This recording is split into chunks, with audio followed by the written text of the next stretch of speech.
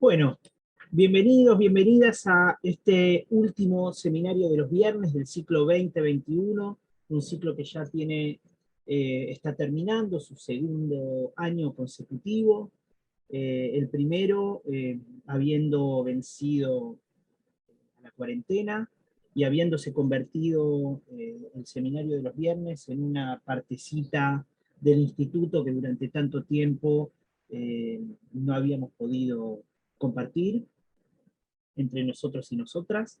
Este año fue todo virtual, eh, pero tuvo la ventaja frente al año anterior que tuvimos la oportunidad de adquirir una licencia de Zoom, con lo cual mejoró muchísimo la visión de los seminarios, y además con la ventaja que veníamos hablando al principio con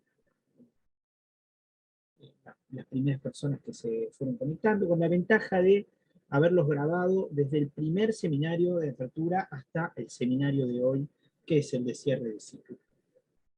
Pronto van a estar disponibles todos los seminarios con una edición adecuada para consultar desde el repositorio institucional, eh, siempre desde la red del instituto hasta que se oficialice el repositorio y pueda estar abierto para consultar desde la red. Eso como un comentario inicial para hablar un poquito de lo que vino siendo este ciclo de seminarios.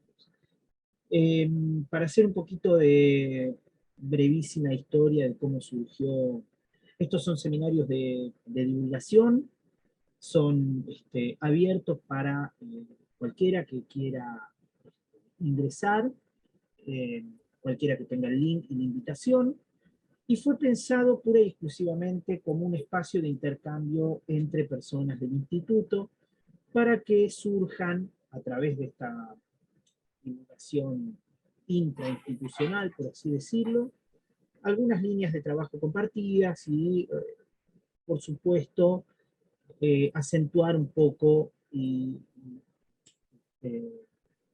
acentuar un poco el conocimiento que tenemos entre quienes conformamos el instituto.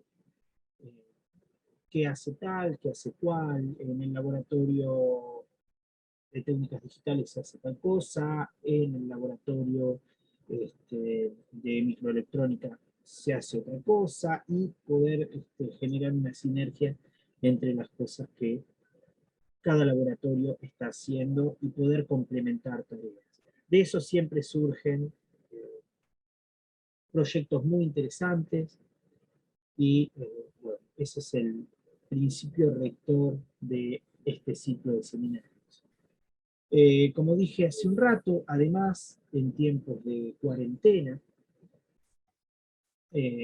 fue un espacio de institucionalidad que nos mantuvo bastante cohesionados y fue muy interesante. Los primeros seminarios han tenido una participación extraordinaria, y bueno, después de a poco, con la vuelta a la presencialidad y las intermitencias de la red, y por supuesto los quehaceres que tenemos cada uno de nosotros en las oficinas y en los laboratorios, a veces se nos hizo un poco difícil seguir al 100% eh, los seminarios desde el comienzo hasta el final.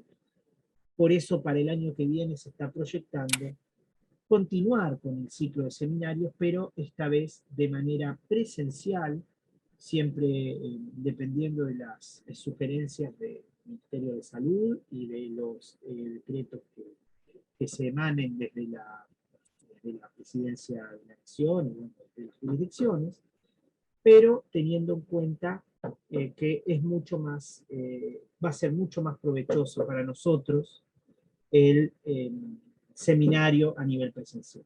También lo vamos a transmitir, posiblemente por YouTube, para que no pueda participar eh, ya empiece a, a, seguirlo desde YouTube, desde las oficinas. Así que bueno, primero quería agradecerle a Marcelo Luda, que se prestó a participar. en esta segunda edición. Después quería agradecerles a todos y todas por participar. Este año fue un año muy particular, con muchas idas y vueltas, pero que lo pudimos sostener, el ciclo, y eso a mí me puso muy contento. Es un espacio en el cual me sentí muy cómodo, y la verdad quiero agradecerles a todos y todas por su compañía. Muchas veces los estuve molestando por celular para ver que se nos había caído un expositor, si alguien podía hacerme la gauchada de presentar, y siempre, la verdad, tuve muy, muy buena recepción. Quiero agradecerles a todos y todas, porque no hubiera sido posible sostener un ciclo como este sin la generosidad de todos y todas. Y habiendo agradecido a Marcelo, también quiero felicitarlo, porque el seminario de hoy es una especie de adecuación de lo que fue su tesis doctoral, que la defendió hace muy poquito, y, y la verdad quiero felicitarlo, además de agradecerle la generosidad de compartirla con todos y todas nosotros.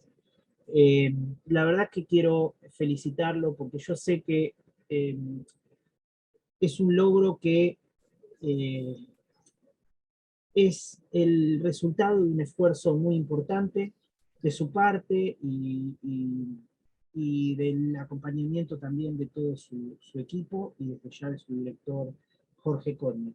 Así que quería felicitarlo, quería agradecerle por el orgullo de este logro, que es un logro personal, pero también nosotros siempre robamos un poquito de eso para sentirnos un poco orgullosos, porque es otra persona más que se forma en el instituto, que termina su doctorado, y a mí me parece que es importante destacarlo y valorarlo.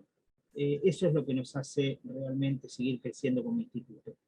No robo más tiempo, no soy el protagonista de este seminario, que quería agradecerles realmente por el empuje que tuvo este ciclo, y quería agradecerle a Marcelo por su generosidad. Esta es es un segundo seminario de Marcelo. El año pasado también nos ofreció un tema muy interesante, y les agradezco a todos y todas por estar participando. También quiero agradecer a mis compañeros nuevos de oficina, Joaquín y Malena, que me dieron un apoyo increíble en estos últimos seminarios. Eh, no solo en los seminarios, sino en las tareas diarias, pero en los seminarios también ellos se pusieron al hombro la organización, y bueno, quería agradecerles porque hicieron un excelente trabajo. Y son excelentes compañeros, y la verdad que incorporar gente joven, capacitada y con tanto empuje, inyecta al organismo esa jovialidad que tanto necesitamos para encontrar nuevos caminos, y también perfeccionar los caminos que venimos teniendo desde hace tiempo. Así que, bueno, nada, les quería agradecer, y Marce, habiendo dicho esto, te cedo la palabra.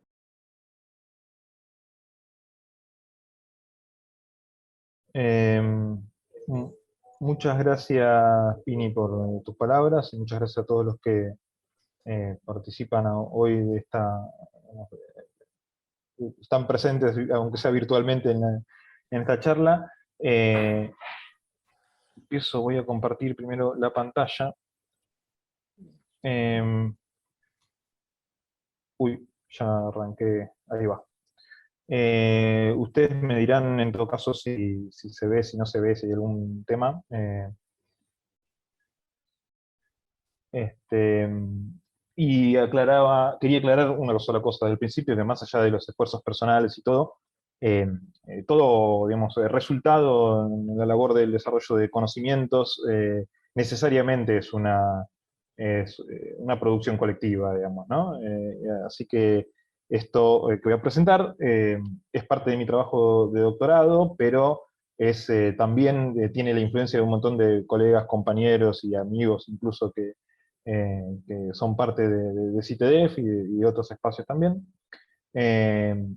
Así que bueno, les comento, como también decía Pini, el año pasado, también cerrando el año, conté algunas cosas sobre un prototipo de reloj atómico que se está desarrollando en el laboratorio de láseres moleculares.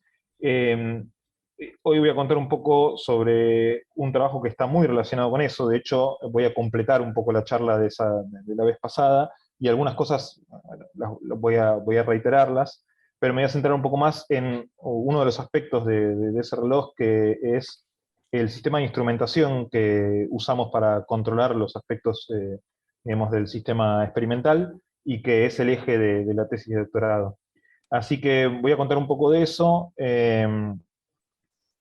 Digamos, en el trabajo de tesis se aplicó este sistema de instrumentación en múltiples experimentos de distintos tipos, de los cuales no voy a entrar en detalles en cada uno, pero bueno, voy a mencionar y contar cómo se usó ese sistema de instrumentación en distintas aplicaciones, por lo cual algunas cosas no las voy a explicar en detalle, pero sí las voy a contar para que se entiendan y conozcan.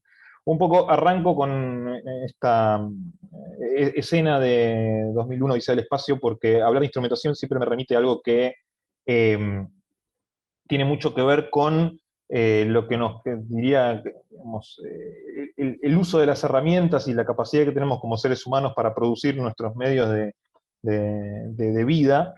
Está muy íntimamente relacionado con lo que nos hace, nos convierte en seres humanos, y lo que nos ha definido en alguna época, digamos, como algo distinto de otras especies animales. Tanto es así que a lo largo de la historia de la humanidad, los distintos desarrollos de tecnologías y herramientas con las que contábamos para trabajar sobre digamos, la naturaleza y servirnos de ella, han definido también qué tipo de cosas podemos hacer y qué no. Ya sea si podemos sembrar, manejar metales, entender lo que es la neumática o la electrónica analógica. Cada una de estas tecnologías han estructurado las sociedades y la civilización en distintas épocas, ¿no? Bueno, eh, más recientemente, digamos, con la revolución de la microelectrónica y la era de la comunicación, podemos decir que hoy en día los microprocesadores y la electrónica embebida y tecnologías que de fines del siglo pasado y de principios de este siglo son las que en gran medida estructuran lo que, digamos, lo que hoy en día hacemos, desde la internet hasta el acceso a celulares, etc. Y un poco la charla esta cuenta cómo hemos tratado de incorporar ese tipo de tecnologías al control de experimentos en laboratorio, en particular de experimentos de óptica y experimentos relacionados con láseres sintonizables.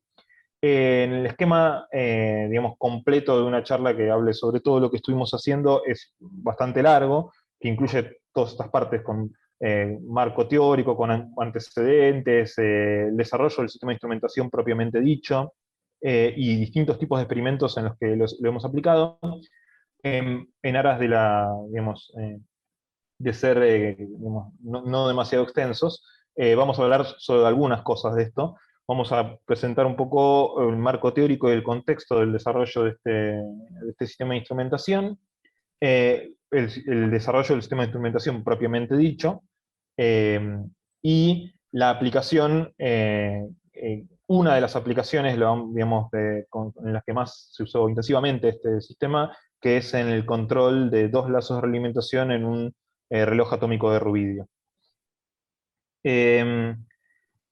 Bueno, en particular, lo que une todos estos experimentos en los que se hicieron aplicaciones de estas cosas es que son aplicaciones relacionadas con metrología y sistemas de control. Y casi todas tienen que ver con hacer espectroscopía de algún sistema, digamos, de, algún sistema atómico o algún sistema óptico, y tratar de usar eso como referencia para estabilizar o para definir unidades o para estabilizar un experimento.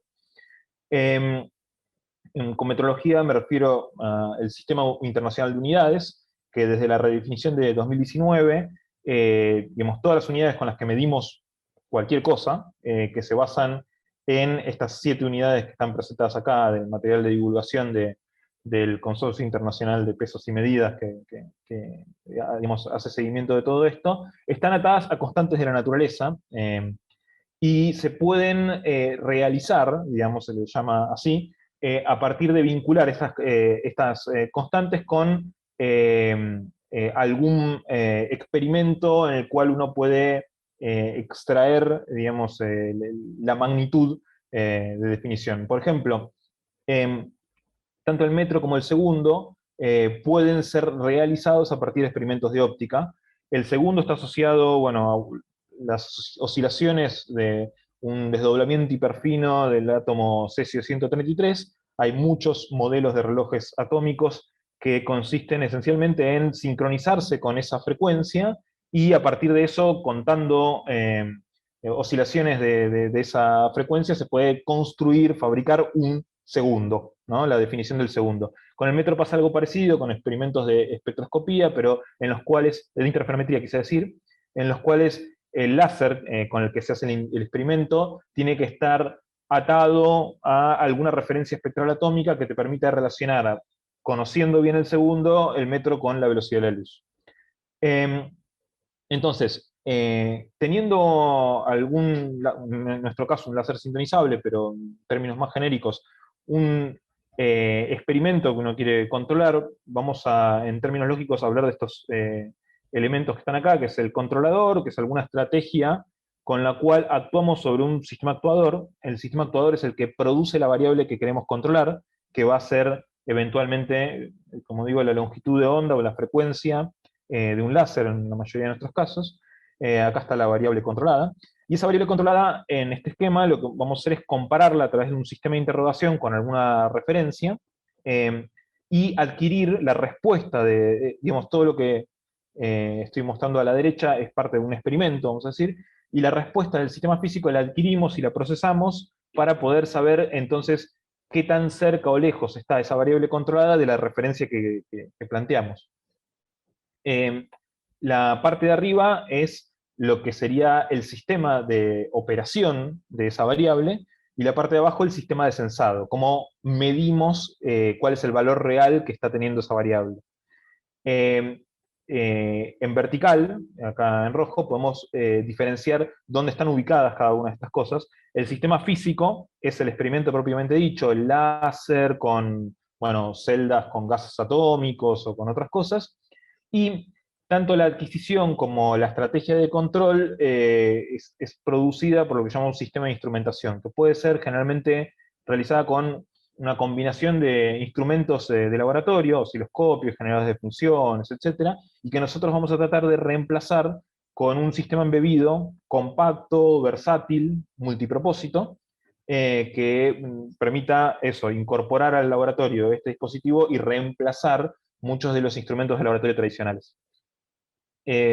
Bueno, mencioné esencialmente el láser sintonizable como nuestro digamos, sistema actuador, sistemas de espectroscopía, digamos, experimentos de espectroscopía para hacer la comparación con una referencia atómica. Como adquisición y preprocesamiento se va a hacer una técnica de demodulación lock-in, y esencialmente el controlador puede ser o un barrido triangular para hacer una exploración de parámetros, o filtros proporcionales integradores de derivadores que sirven para corregir las desviaciones de nuestra variable respecto de la referencia. Pero bueno, eso último se hace tomando la información que uno adquiere del experimento, procesándola y actuando con estos filtros para cerrar un lazo de realimentación. O sea, la respuesta del sistema físico nos sirve para operar sobre el sistema actuador y hacer que la variable controlada se pegue, quede amarrada, se dice, a la referencia espectral o referencia atómica. Bueno, este es el esquema completo desde el punto de vista lógico de los experimentos que vamos a mencionar. Todos encajan de alguna manera en este sistema de cajas lógicas. Había mencionado esto, ¿no? Que el sistema de instrumentación que queremos desarrollar entonces va a integrar distintas funcionalidades que corresponden a instrumentos de laboratorio más tradicionales. El de aquí acá es un amplificador lock-in, que es el que hace la demodulación lock-in que había mencionado, pero va a tener que también tener funciones de osciloscopio para poder medir, digamos, adquirir la respuesta del sistema físico, de generador de funciones para poder hacer barridos o insertar modulaciones, los filtros PID que había mencionado antes. Esta es una foto de un filtro PID comercial. Y bueno, la idea es entonces, con el instrumento este digamos, que desarrollamos, hacer el control de los experimentos, la estabilización de la variable, y todo desde la tecnología digital. Desde tecnología digital esencialmente significa que las variables físicas que vamos a medir, vamos a utilizarlas a través de transductores. Por ejemplo, la intensidad de un láser la podemos medir con un fotodetector, con un fotodiodo, que va a traducir esa intensidad en un voltaje que puede ser digitalizado por un conversor analógico digital, adquirido por nuestro dispositivo en términos digitales, y ahí uno lo puede guardar para los datos para analizar en computadora o procesarlos en el mismo dispositivo y a través de un conversor digital analógico generar una tensión que va a servir para controlar distintos elementos del láser o del experimento y cerrar el lazo de realimentación, como habíamos mencionado antes. Comenté que los experimentos son de espectroscopía. Lo más simple en términos de espectroscopía es si nosotros tenemos un láser al que le podemos cambiar la longitud de onda, esto es el color de emisión, y hacemos que atraviese una celda de un átomo, digamos, una celda de gas atómico, como las que tenemos acá, que son de rubidio, y medimos con un fotodiodo la respuesta. Al hacer un barrido en la longitud de onda, vamos a obtener en la salida intensidades que van a variar dependiendo de si el gas atómico está absorbiendo esa luz o no. Cuando absorbe es cuando entramos en resonancia cuando la longitud de onda del láser entra en resonancia con las transiciones atómicas. Acá, por ejemplo, se puede ver la celda en infrarrojo, y cuando el haz del láser está en la longitud de onda correcta, se ve que brilla. Todo ese brillo que se ve es energía perdida y que no sale, en la salida de la celda no la podemos medir, y se ven como pozos en la transmisión. Y bueno, esa es la herramienta, digamos, básica con la que vamos a ver cuál es la estructura del átomo y usarlo como referencia. Mencioné esto de nuestras celdas, es de rubidio natural, tiene rubidio 85 y rubidio 87, y los distintos pozos que vemos en la celda van a estar relacionados con las transiciones no prohibidas, vamos a decir, entre estos distintos niveles de estos dos átomos. Pero en particular, más allá de toda esta complejidad de niveles, que no voy a explicar en detalle cada una, pero sí voy a comentar que acá abajo está la transición que vamos a usar como transición de reloj. Es el desdoblamiento hiperfino del estado fundamental del rubidio 87. Bueno, y lo que mencionaba de la demodulación lock-in, que vamos a usar como técnica de procesamiento y detección, tiene que ver con lo siguiente. Los espectros nosotros los vamos a ver o como picos o como pozos, ¿no? Si nosotros tenemos un sistema cuya respuesta es un pico a partir de un parámetro de control, que es la longitud de onda del láser que vamos variando, o la frecuencia óptica, si el parámetro de control le introducimos una oscilación, de un lado del pico la respuesta de esa oscilación va a ser en fase con la señal de control, ¿no? Esta línea punteada azul acá y la línea roja es la respuesta. Pero si hacemos lo mismo, si hacemos lo mismo del otro lado del pico, la respuesta, cuando la señal de control aumenta, la respuesta del sistema físico baja, y por ende vamos a tener una respuesta en contrafase. Esta característica se explota, ¿no? El hecho de que estés en fase o en contrafase de la modulación que introducís, para producir una señal que vamos a llamar señal de error. Esencialmente se multiplica la respuesta por la modulación, se la procesa con un filtro pasabajos, y entonces en la parte de la fase nos va a dar siempre positivo, en la parte de la contrafase nos va a dar negativo, y dado este pico, que es la respuesta espectral del experimento, vamos a construir una señal de error que es proporcional a la derivada de ese pico. Y donde en el máximo del pico, que es donde nosotros nos queremos amarrar, la señal de error va a valer 0. Entonces, esta señal de error nos dice, con su signo, esencialmente, para dónde tenemos que corregir el sistema físico para quedarnos atados al máximo. De un lado nos dice, el lado positivo tenés que corregir para arriba, del otro lado, con el lado negativo, nos dice tenés que corregir para abajo. Eso es lo que procesa el filtro proporcional integrador que va a cerrar el lazo de realimentación. Entonces, esta técnica además, por varias razones, funciona como un filtro de ruido. Esencialmente las frecuencias que no son la de modulación, al integrar con este pasabajos, se eliminan. Y identificar el momento en el que la señal de error es igual a 0 es lo que nos dice que tenemos una coincidencia con el pico espectral de referencia. Entonces, lo que vamos a hacer con nuestro sistema de instrumentación es buscar generar una señal de error que vaya a 0 al cerrar el lazo con un filtro PID. Luego, pusimos varios requisitos para este sistema de instrumentación, que sea compacto, versátil, económico en el sentido de que sea más económico que los instrumentos que trata de reemplazar, intuitivo, bueno, que permita hacer adquisición, lo de que pueda reemplazar un osciloscopio, un generador de funciones, que pueda hacer lock-in y que tenga los filtros PID. Entonces, hicimos algunos experimentos que resultaron como antecedentes y estudios de caso para lo que fue el desarrollo de este dispositivo. Los voy a mencionar, digamos, rápidamente, pero son un sistema de control para láser sintonizable en experimentos de espectroscopía y una colaboración con un laboratorio en Alemania, en Mainz, de un laboratorio de trampa de iones. En el primero de estos, lo que hicimos fue utilizar uno de estos experimentos de espectroscopía de absorción. Este es un poco diferente de espectroscopía de absorción saturada, pero bueno, esencialmente los picos que se van a producir hacia arriba, en este caso los picos positivos, están relacionados con la estructura electrónica del rubidio que mencioné antes, o sea, son pasibles de ser utilizados como referencia metrológica, y utilizamos un microcontrolador Arduino que nos sirvió para controlar el láser y bueno, hacer algunas mediciones de espectros como los que se ven acá. Este es el espectro de absorción de una de las líneas, de la línea de D2 del rubidio 87 y 85, y estos piquitos que se ven acá son transiciones hiperfinas del átomo. Entonces la idea era poder atarse a uno de estos picos. Esto acá hicimos una animación de uno de los algoritmos para tratar de amarrarnos a estos picos. La realidad es que el microcontrolador nos resultó lento a la hora de poder tratar de hacer el procesamiento de los datos. No nos permitía hacer el procesamiento de datos en tiempo real.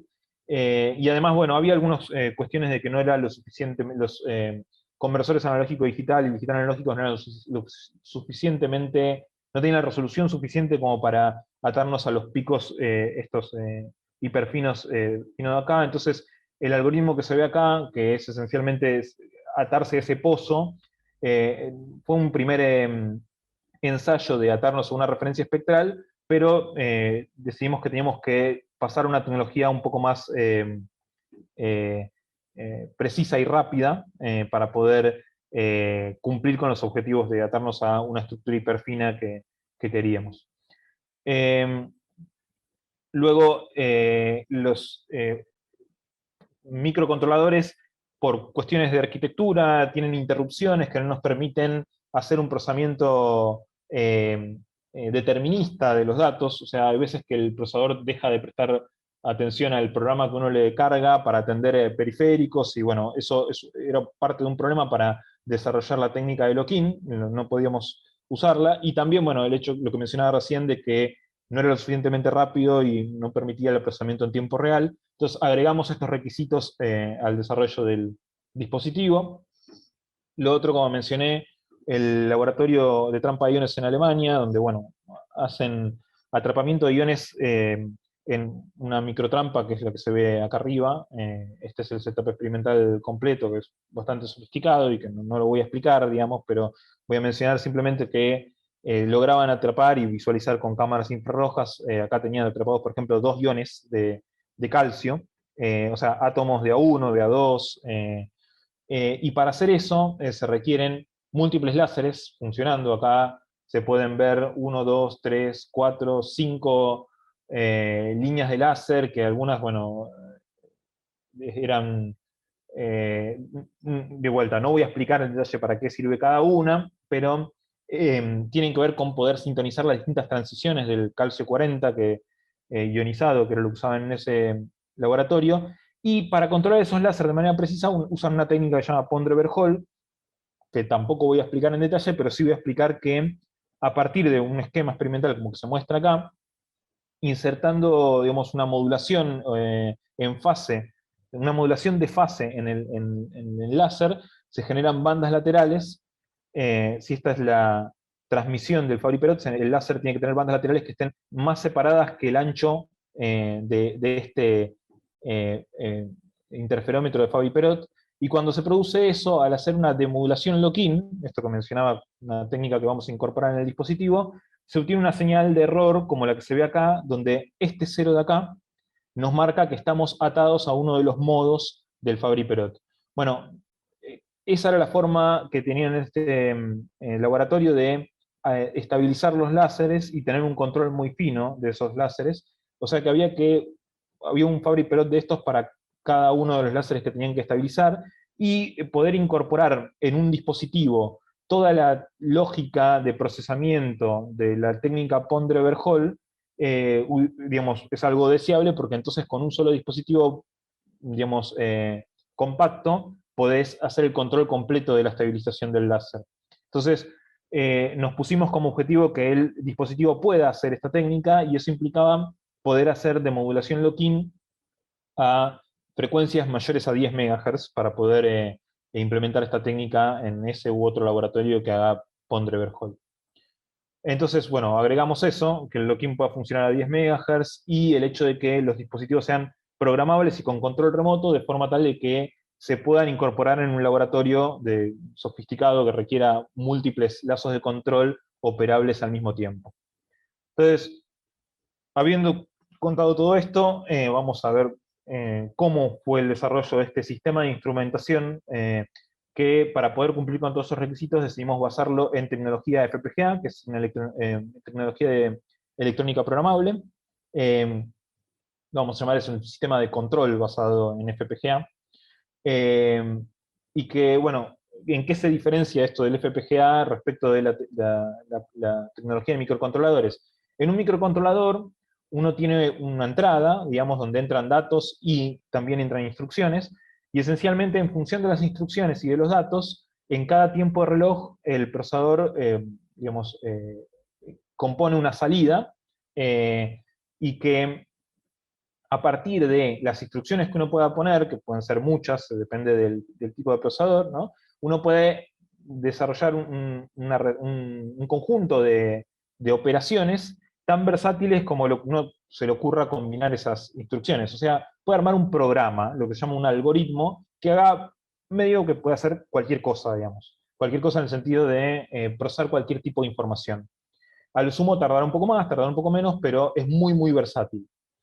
Pero bueno, es muy, muy versátil, pero es secuencial. Solo puede hacer una operación por vez y es indeterminístico en el sentido este que mencionaba de que a veces el CPU, digamos, tiene que interrumpir su procesamiento y atender un periférico determinado de hardware, y bueno, eso interrumpe los tiempos de las entradas, de lectura de las entradas y las salidas.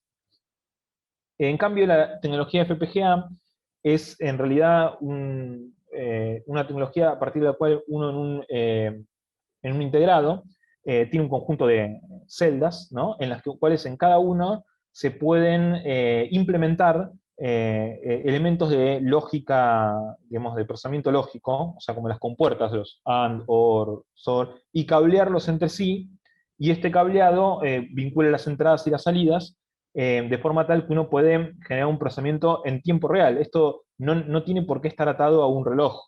Puede estar atado a un reloj si uno quiere, pero no tiene por qué estarlo. De hecho, los FPGA vienen con un reloj donde uno puede utilizarlo, por ejemplo, para sincronizar la lectura y escritura de elementos de memoria o registros, y entonces procesar la información de las entradas, guardarla en registros y cada tanto asignar esos registros a una salida y tener, digamos, control absoluto, digamos, sobre en qué momentos digamos, una señal determinada es asignada una salida y cuándo no. Estos relojes no son interrumpidos, valga la redundancia, por interrupciones de hardware u otras cosas, por lo cual su evolución, la evolución de las salidas, es determinística a partir de las entradas y del conocimiento del estado interno del FPGA, o sea, de los registros. Esto implica que la FPGA puede hacer procesamiento de información en paralelo. Esto es, una línea determinada de procesamiento de datos no se ve afectada por otra línea y todas funcionan al mismo tiempo. No se lee una entrada y después otra y después así una salida. Todo ocurre al mismo tiempo. Es determinístico, pero es mucho más rígido. No permite hacer cualquier cosa, digamos. Uno diseña un circuito determinado y ese circuito es el que está trabajando hasta que cambias el circuito. Por lo cual, tiene algunas ventajas y algunas desventajas respecto al microprocesador. Luego nosotros lo que elegimos esta plataforma para desarrollar nuestro sistema de instrumentación, que se llama Red Pitaya STEMLab 12514, y que tiene tanto un microprocesador como una FPGA, por lo cual podemos aprovechar las ventajas de cada uno de estos mundos y digamos, superar las limitaciones de cada uno. En particular, lo más interesante de esta placa es que ya viene con dos conversores analógico-digital y dos digital-analógicos que pueden ser utilizados como las salidas y las entradas, de más o menos 1 volt, 14 bits de resolución y 125 megasamples por segundo de tasa de muestreo. También tiene un reloj interno sincronizado con estas entradas a 125 MHz, por lo cual esta es la velocidad máxima a la que vamos a poder procesar datos, pero es bastante más rápida que lo que nos permitía el Arduino. La lógica con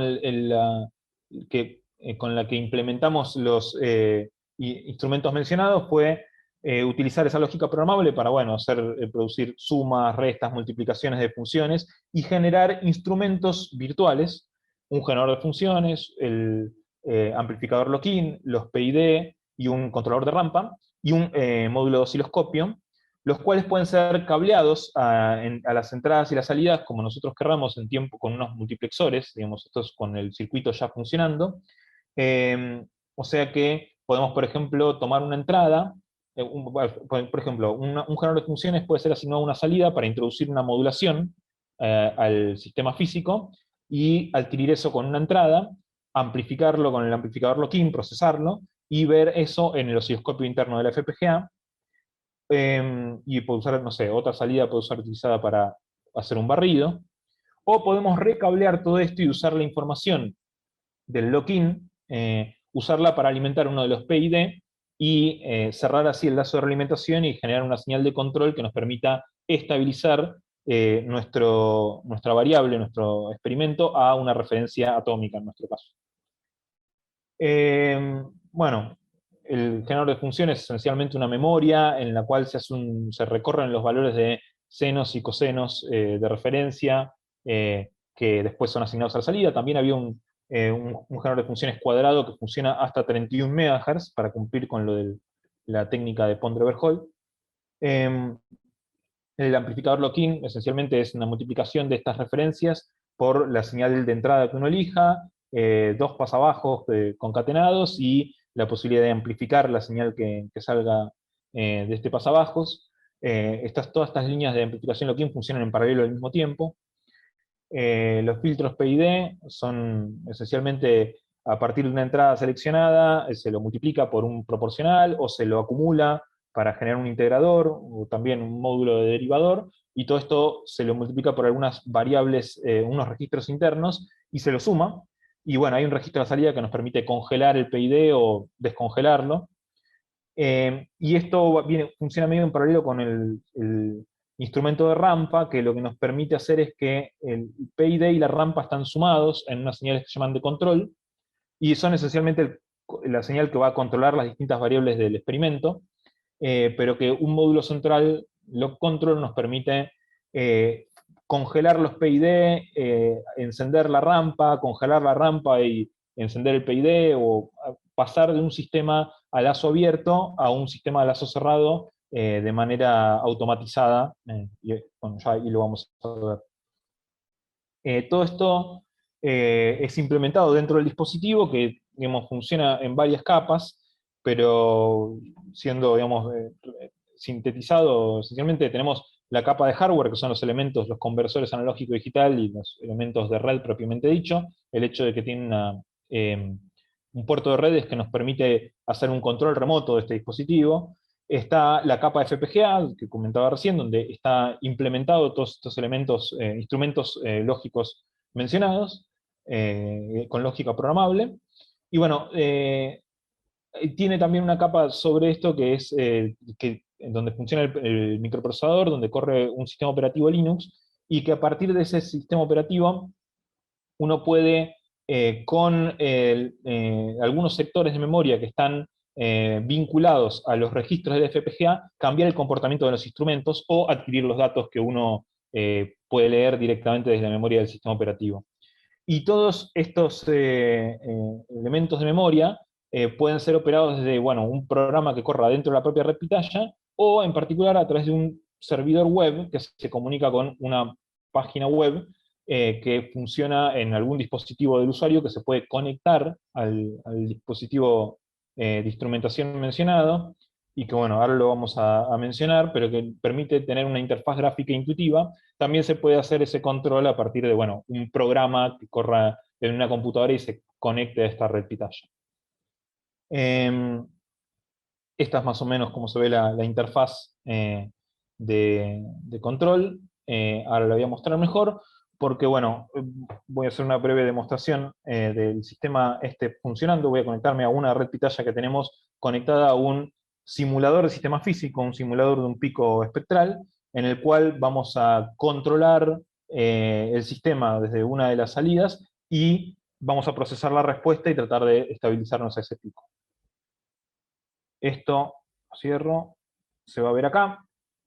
Nosotros tenemos, voy a poner, acá está la entrada, voy a poner acá la señal de control A, que esa señal de control inicialmente va a ser el controlador de rampa que cuando le pongo enable, acá se ve que la rampa está funcionando, le voy a poner un trigger para que se pueda ver más fácil, pero acá tenemos el barrido de la rampa triangular, y en algún valor del voltaje de la rampa triangular vemos que ahí se produce un pico, por este simulador de picos que tenemos. Bueno, acá la rampa esta uno la puede cambiar los parámetros. Cuando yo cambio los valores que están acá, lo que estoy haciendo es cambiar esencialmente registros de este sistema, que nos permiten modificar el comportamiento del instrumento que en este caso es el instrumento rampa. Acá se puede ver el pico, por ejemplo, en un barrido más lento que el que mostraba recién. Bueno, y la idea entonces es, en vez de usar acá de graficar la rampa, voy a graficar la señal de error. La señal de error la vamos a construir a partir del amplificador lock-in. Primero vamos a introducir junto con la señal de control una modulación, y al introducir una modulación, ya la de modulación lock-in nos genera esta señal que es proporcional a la derivada del pico, como habíamos mencionado antes. Esta señal proporcional yo le puedo poner, bueno, acá ya tiene una cierta amplificación, la puedo amplificar más, la puedo amplificar más o menos, dependiendo de los parámetros del instrumento que yo quiera elegir, ¿no? Bueno, acá tenemos esa señal en particular. Había mencionado que esta técnica permite también filtrar ruidos. Si yo activo en el simulador de picos el ruido, se puede ver que la señal de la derivada no se ve afectada, prácticamente quedó igual que como estaba. Bueno, eso es parte de lo que es deseable, digamos, en esta plataforma de instrumentación. Ahí tenemos la señal de derivada. Y bueno, si uno entonces y configura un filtro PID para realizar una estabilización, yo lo que quiero es usar la señal de error para decirle que me corrija la señal de control y que se quede atado a este pico que está acá arriba, ¿no? Entonces, en lock control voy a decirle que a partir de un trigger de tiempo, que lo voy a elegir acá, no sé si me lo tomó, ahí va, opa. Voy a volver a hacer el clic. Ahí está. Cuando yo active el sistema de bloqueo, debería, al llegar a esta parte del barrido, encender el PID y apagar la rampa, y entonces quedarse atado a este pico. Vamos a ver si funciona. Lock trigger. Probablemente haya funcionado, pero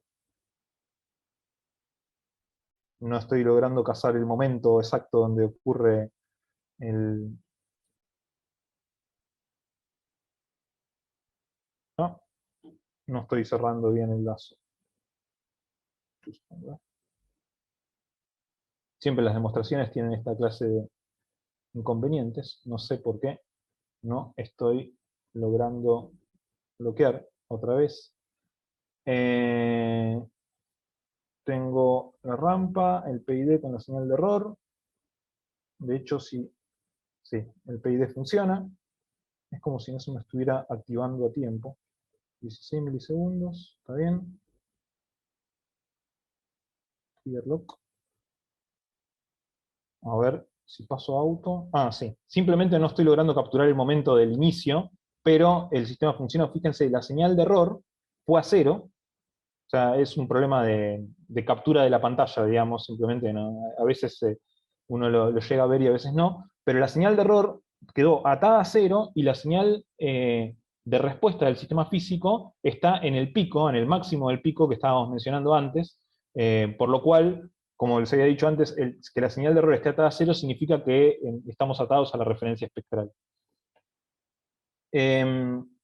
Entonces, usando esta técnica, esencialmente, hemos digamos, probado el sistema de instrumentación en distintos experimentos. El sistema de instrumentación, a priori, cumple con todos los requisitos que nos habíamos planteado. La pregunta es si después en los experimentos efectivamente funciona bien, digamos, ¿no?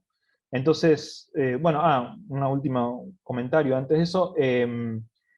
El dispositivo digamos, el diseño del dispositivo fue publicado como software libre, junto con tanto el software de la página web y del interno, como el diseño de electrónica programable. Ese fue descargado en muchos, en el último año, alrededor de 700 descargas hubo en todos estos países del mundo. Pero bueno, eso no quiere decir que lo estén necesariamente usando en todos esos países, pero sí sabemos de al menos 14 en laboratorios de al menos 14 países en el mundo que han estabilizado variables experimentales con el dispositivo diseñado acá en láseres moleculares, lo cual nos pone muy contentos.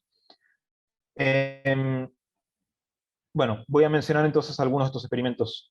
Algunos son de control de longitud de onda para alta estabilidad y para la definición digamos, de un patrón de longitud.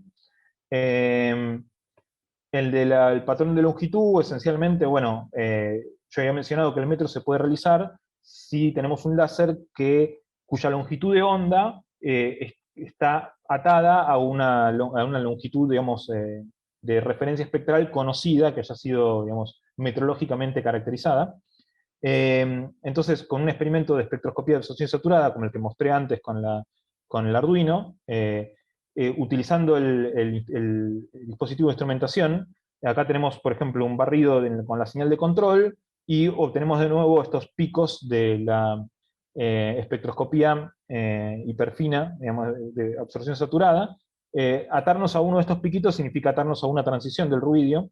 Acá está hecho la señal propiamente dicha digamos, de absorción de la muestra, pero también tenemos la demodulación loquina. Acá lo hicimos una demodulación con el triple de la frecuencia, que es algo que nos permite hacer el dispositivo, y esto nos da algo proporcional a la tercera derivada, y este cero de acá es el que nos permite atarnos a la referencia espectral. Bueno, hicimos este experimento, y al hacer ahora en naranja se ve las mismas señales que mostraba recién, solo que cuando se inicia el sistema de estabilización, lo que mostré recién en la demostración esa, bueno, esto fue en el experimento propiamente dicho, quedamos atados a este pico de acá, ahí está la señal de error atada a 0, y bueno, la identificación de este pico en el espectro del ruido es lo que nos permite decir que conocemos con precisión y con exactitud, digamos, con la exactitud con la que fue caracterizado ese pico, conocemos cuál es la longitud de onda del láser y por ende que puede ser utilizado para realizar el metro. Después, en el laboratorio del IAF, del Departamento de Física de la UBA, se hizo un experimento de estabilizar un láser, la longitud de onda de un láser, a una cavidad Fabry-Perot, como los mismos sistemas de estabilización que se usaron en Alemania. Bueno, de hecho, estos láseres son justamente para el montaje del laboratorio de trampa de iones que funciona ahí. Es un laboratorio de las mismas características que el de Alemania, digamos. Y cuando estaban probando este sistema de estabilización a la cavidad Fabry-Perot, decidieron, digamos, pusimos hacer una colaboración en la cual probamos hacer esa estabilización con nuestro sistema de instrumentación.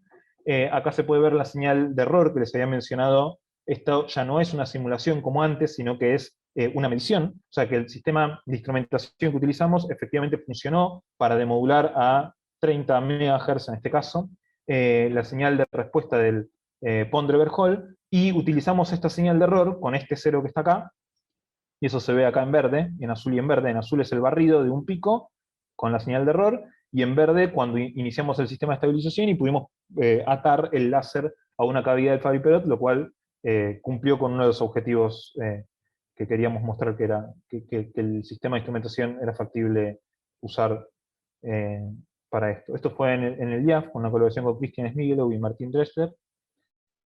Bueno, y en particular se usó también para completar el esquema de estabilización de nuestro reloj de rubidio desarrollado acá en láseres moleculares para la otra aplicación metrológica, que es la definición del segundo.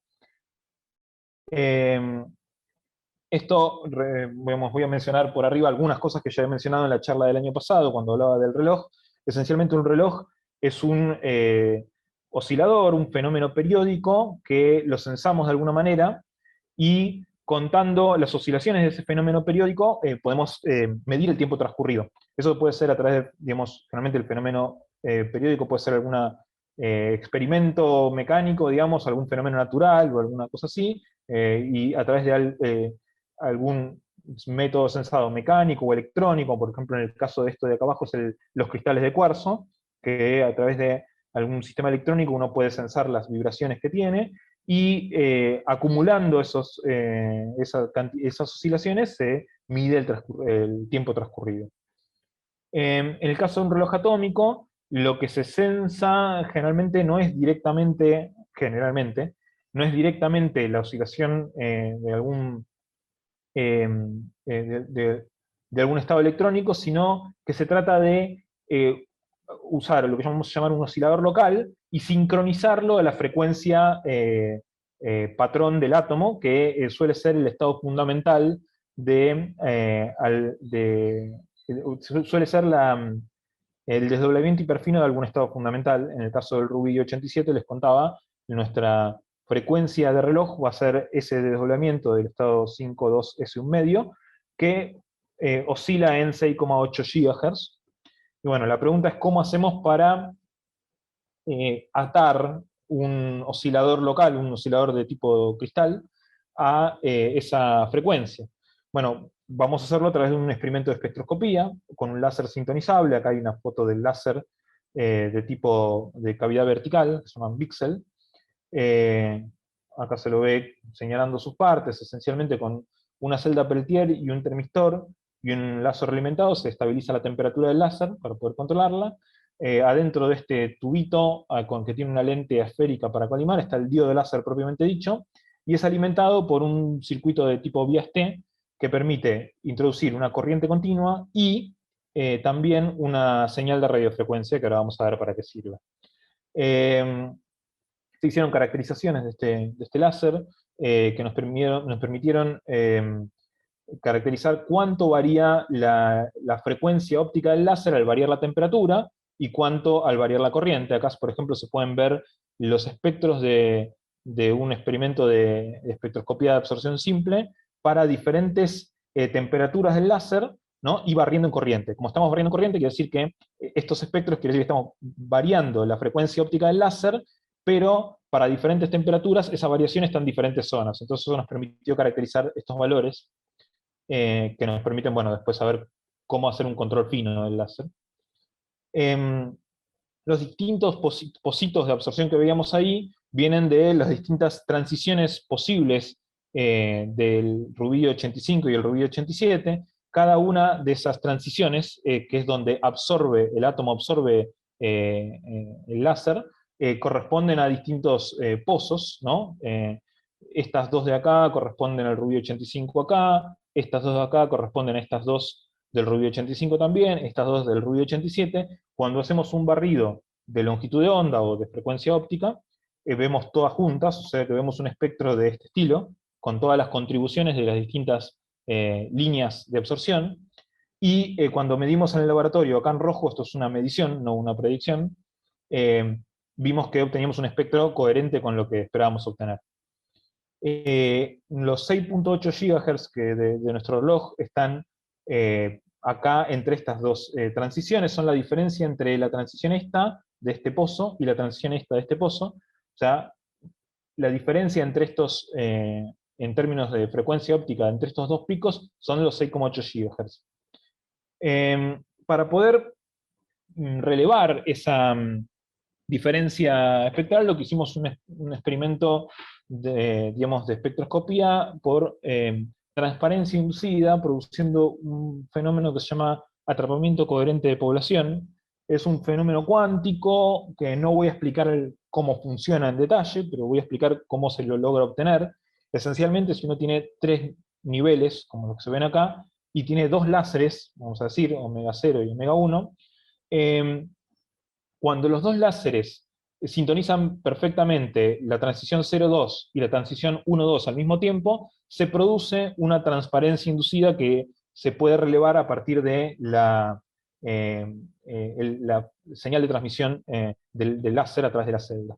Lo que está acá abajo sería la frecuencia del reloj, el omega HF high frequency.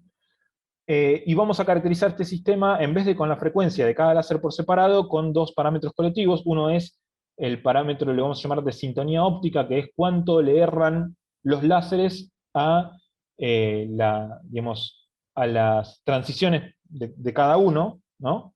Y la otra es la sintonía Raman, que es cuánto le erra la resta de los láseres a la frecuencia del reloj propiamente dicha.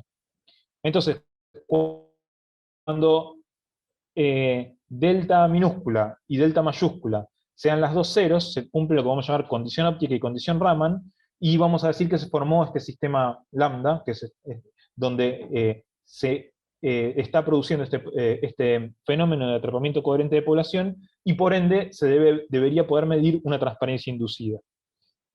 De vuelta, no voy a explicar por qué se produce esta transparencia inducida estrictamente, pero sí que lo que uno espera obtener, acá lo que estamos viendo es la intensidad transmitida a través de una celda en una predicción teórica, ¿no? Donde cuando variamos uno u otro de los parámetros, cuando variamos el parámetro de la de sintonía óptica, lo que vamos a ver es el pozo de absorción, los pozos de absorción que ya vimos hasta ahora, ¿no?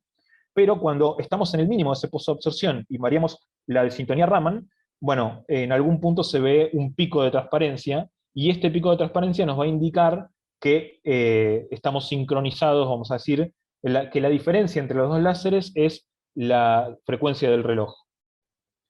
Con la celda que nosotros teníamos, que estaba en vacío, digamos, en la bibliografía dicen que el máximo de contraste que se suele obtener es del orden de 0,1% respecto de la intensidad de base. Eso es algo que en tensión, digamos, del fotodiodo es muy chiquito, y por ende la única forma de poder visualizarlo esto en nuestro experimento va a ser a través de la técnica de Loquín, amplificando la señal, que es mucho más chica que el ruido eléctrico, y entonces si no la filtramos con el Loquín no la podemos ver.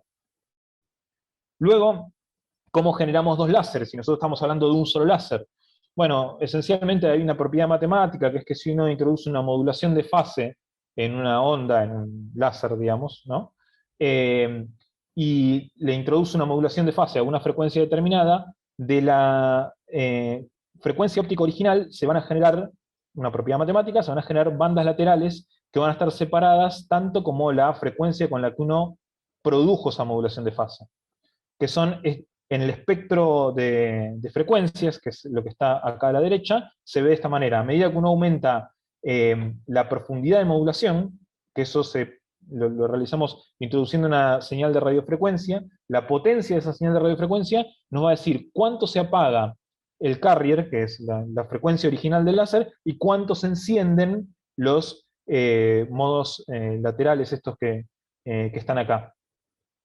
Entonces, cuando uno configura en esta frecuencia de modulación, esta radiofrecuencia que uno introduce en el láser, y pone 3.4 GHz, si ponemos ahí 3.4 GHz, sabemos que las bandas laterales estas van a estar separadas entre sí 6.8 GHz, y por ende nos van a permitir producir el fenómeno de atrapamiento coherente de población. Luego, bueno, esto es una medición con un Fabry-Perot de la frecuencia óptica de nuestro láser, y cuando encendemos la radiofrecuencia pasamos de esta señal azul a esta señal naranja, donde se ven las bandas laterales, y cuando aumentamos aún más la frecuencia, se apaga más el carrier y se encienden más las bandas laterales. Ya logramos medir que efectivamente el fenómeno este de generación de bandas laterales lo pudimos producir. Y entonces, el esquema este que decíamos, lambda, para producir el atrapamiento coherente de población, lo que tenemos que hacer es que la banda lateral roja sintonice esta transición, y la banda lateral azul sintonice esta transición. Y como dijimos, vamos a operar sobre la desintonía óptica y la desintonía Raman, cada una de las cuales va a estar controlado. La primera, por la frecuencia de emisión de la portadora, o sea, de la frecuencia original del láser antes de encender la modulación, y la otra por la radiofrecuencia inyectada a través de un sintetizador que nos va a decir cuán separadas van a estar las dos bandas laterales que producimos. Una de estas variables va a estar controlada por una repitalla a través de la corriente del láser. La otra va a estar controlada por una repitalla también, controlando un oscilador de cristal que alimenta un sintetizador que llega, este oscilador está en el orden de 100 MHz, y el sintetizador en los 3.4 GHz que mencioné antes. Entonces, bueno, se armó el esquema experimental, que es este de acá, con la celda de rubidio, que tiene, bueno, una bobina para producir un campo magnético, que ahora les voy a contar para qué, un calentador para variar la temperatura, un esquema de interrogación en el cual, bueno, introducimos en el láser la señal de radiofrecuencia a 3.4 GHz y la de corriente, y una parte del láser la usamos para tener una referencia de intensidad, y otra que atraviesa la celda para medir la transmisión de la celda, y con este fotodiodo diferencial podemos medir directamente la resta entre estas dos intensidades y atenuar un poco los ruidos de intensidad, midiendo con un poco mejor calidad cuál es la intensidad transmitida, digamos, a través de la celda. Acá se ven algunas fotos del esquema experimental. Acá se ve la bobina. Esto es un blindaje magnético de un metal para atenuar los campos magnéticos externos. Acá se ve, bueno, todo el trazado de rayos en la mesa óptica. Acá está el blindaje ya cerrado, la celda dentro del blindaje. Y como dije, midiendo la respuesta esta con una de las repitallas y controlando la corriente, se va a cumplir una de las condiciones, la condición óptica. Y haciendo lo mismo con la otra repitalla, se va a tratar de cerrar el lazo que nos permite atar la frecuencia del oscilador cristalino a la frecuencia propia de reloj de la estructura atómica del rubidio 87. Entonces, el espectro que mencionaba antes, que se componía de esta manera, cuando uno tiene una sola frecuencia en el láser, si uno le incorpora, acá recuerden, entre estas dos flechas es que están los 6.8 GHz, si uno incorpora las bandas laterales en el láser, van a aparecer unos componentes de absorción que son la de la banda azul, que se ve acá, donde están de vuelta señaladas cuáles son las dos transiciones donde está digamos, entre las cuales está la frecuencia de reloj, y lo mismo para la roja, ¿no? Entonces, cuando estamos en 3.8 GHz, lo que ocurre es que en este pico de acá coincide que la banda azul sintoniza una de las transiciones que había que sintonizar, y la banda roja la otra de las transiciones, el otro pico. Entonces acá es donde se cumple lo que habíamos mencionado como la condición en la que se forma el sistema lambda. Por ende, esperamos, cuando tenemos todas las contribuciones juntas, ver un espectro como este verde que está acá, donde este pico de acá, atarnos a este pico de acá, nos va a permitir cumplir la condición óptica. Cuando hicimos una medición del espectro con el láser encendido con radiofrecuencia, obtuvimos esta señal en gris, que se ve que se superpone bastante con la en verde, con la verde, por lo cual estamos, estábamos bien orientados en lo que queríamos obtener. Y bueno, hicimos el experimento de, en ese espectro que estaban acá, lo que veían recién es esta curva azul de acá, bueno, en otra medición, la medición del fotodiodo, la señal de error, la curva acá azul es la derivada de lo que está arriba, y la señal de control. Bueno, usando el sistema de adquisición que mencionábamos recién, pudimos hacer una estabilización a ese pico, y eso es lo que se ve en la curva naranja de acá. Y bueno, no voy a contar el detalle de qué es este gráfico de acá, pero esencialmente es un gráfico de desviación de Allen, que nos dice cuánto varían las señales después de que pasó un tiempo determinado, acá desde milisegundos hasta cientos de segundos, una hora. Pero lo que podemos ver es que la señal de control, que es una representación de cuánto hubiese variado la frecuencia de nuestro cristal, o de nuestro cristal no, en este caso de la frecuencia óptica del láser, cuánto hubiese variado si no hubiésemos hecho la estabilización. Bueno, vemos que a medida que pasa el tiempo las variaciones crecen, mientras que en nuestra señal de error, que es cuán atados nos quedamos a nuestra referencia, va decreciendo, mejorando en varios órdenes de magnitud, en 3 o 4 órdenes de magnitud, después de una hora. O sea que logramos que la estabilización, el sistema de estabilización funcione bastante bien. Esto lo había contado ya en la charla pasada, de hecho había contado, este era nuestro primer espectro de CPT con un lock-in comercial, y cuando, bueno, el espectro era repetitivo, aunque no era de gran calidad. Esto que voy a mostrar ahora es nuevo, esta charla, es el cierre del proyecto de reloj que contaba antes. Estos espectros ya fueron adquiridos con la red Pitaya, con el sistema de instrumentación y de lock-in que diseñamos acá. Lo que está abajo es una reconstrucción de cómo sería el pico de CPT a partir de lo que teníamos acá. Y bueno, al encender el campo magnético obtuvimos un espectro mucho mejor, todo esto demodulado con la red Pitaya. Y la reconstrucción del pico es acá, se ve que es un pico más fino, y la señal esta es mucho más apta para hacer un cierre en un sistema de estabilización.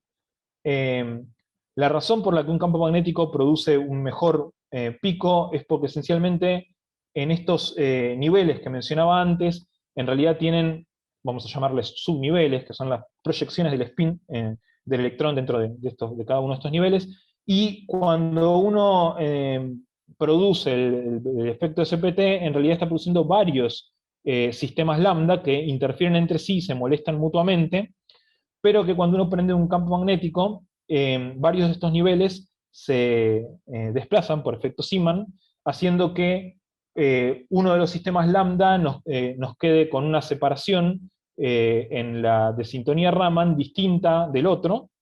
Entonces hay algunos que nos van a quedar corridos en la frecuencia Raman para arriba, otros para abajo, pero algunos de estos sistemas no tienen un corrimiento lineal al orden más bajo, por lo cual van a quedar en el cero, digamos, y al no interferir con los otros se va a mejorar la señal.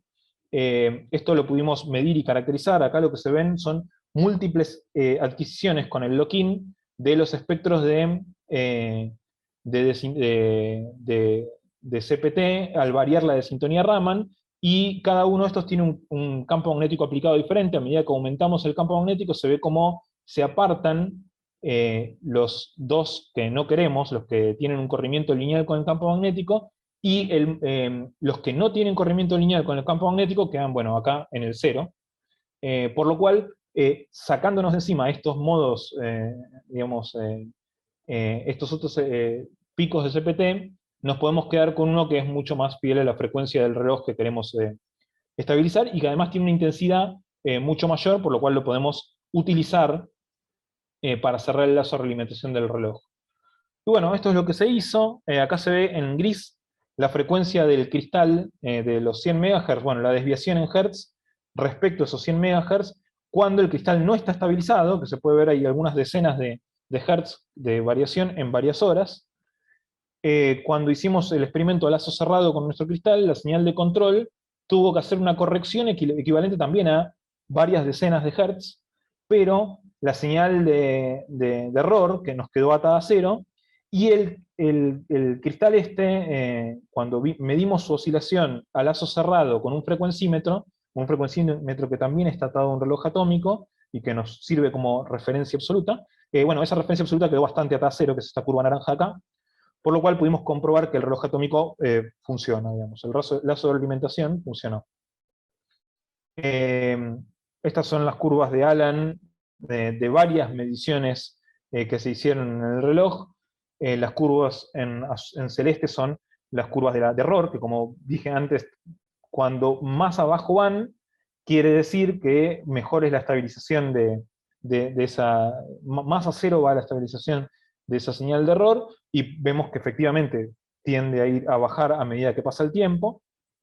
Las señales de control, bueno, tienen un comportamiento análogo a la señal gris, que es el cristal medido a lazo abierto, por lo cual es consistente con lo que esperamos obtener, son cuánto tuvimos que corregir la frecuencia del cristal para mantenernos estabilizados, y la señal de frecuencímetro, que no coincide perfectamente con la señal de error, digamos, debido a los límites de contraste que tenía la celda que mencioné que habíamos usado, pero que bueno, es algo que se puede optimizar adquiriendo una celda con gas buffer y con otras características que bueno, es parte de lo que queda como cosas a futuro para mejorar el reloj atómico. Entonces, esencialmente en el reloj se pudo identificar los picos de la condición óptica, estabilizar la frecuencia óptica, identificar los picos que nos permiten producir el sistema lambda y estabilizar la desintonía Raman, y se logró hacer una primera implementación de un reloj atómico que hasta nuestro conocimiento es la primera implementación en Argentina de un reloj atómico.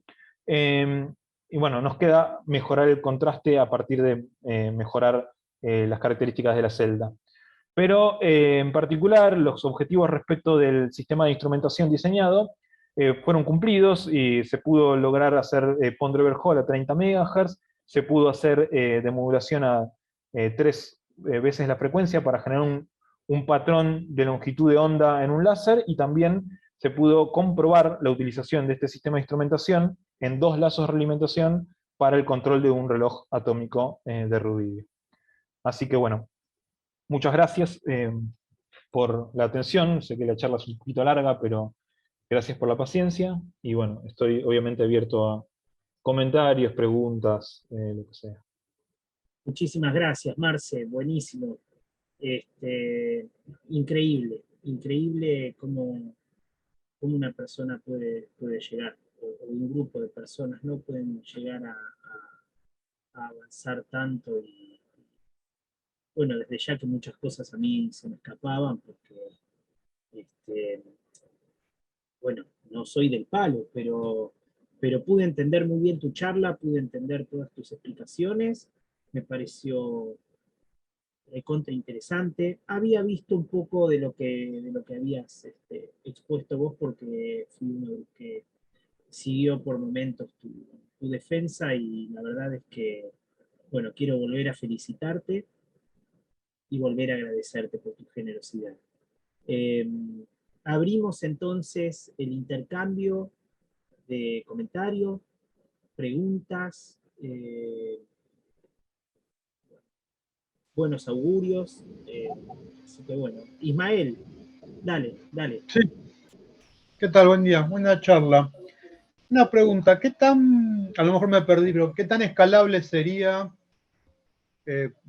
aumentar la cantidad de relojes? Sí.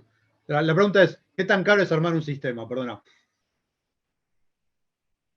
¿Qué tan caro es armar un sistema de reloj como estos? ¿Decís? Sí.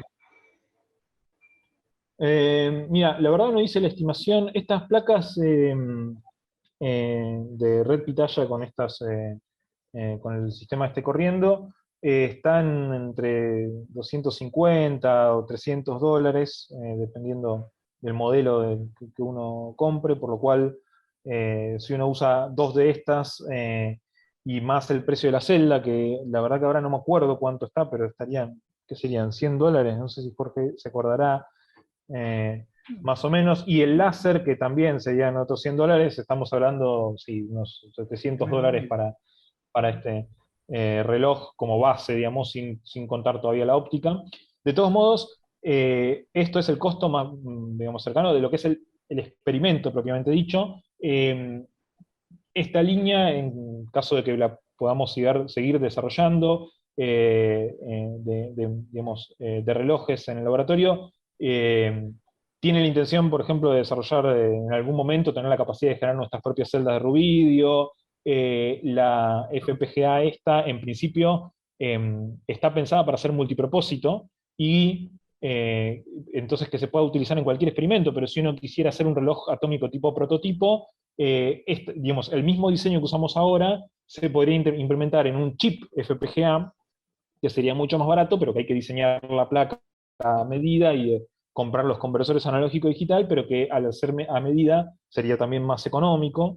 Bueno, varias cosas se pueden pulir para que sea como prototipo, pueda ser sirve más económico que eso. Pero bueno.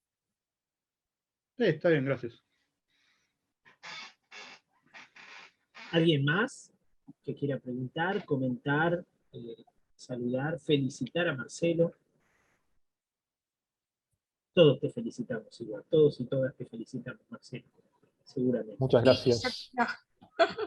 Quiero felicitarlo, la verdad que me encanta la presentación, uno va tratando de entender, Marcelo, pero después, ¿viste?